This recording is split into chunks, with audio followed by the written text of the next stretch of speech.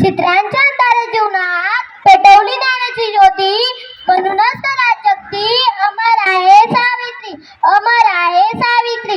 नमस्कार बालमित्रांनो, माझे नाव संतोष आहे.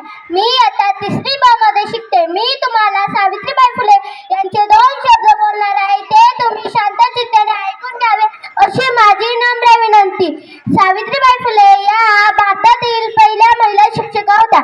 त्यांचा जन्म 3 जानेवारी 1831 रोजी झाला. त्यांच्यासोबत कविता आणि समाज सुधारकही होते. त्यांच्या आईचे नाव लक्ष्मीबाई आणि वडिलांचे नाव खंडोजी नेवसे पाटील होते. समाजाच्या भल्यासाठी त्यांनी अनेक ठिकाणी भाषणे केली. अनाथ मुलांना अनाथ आश्रम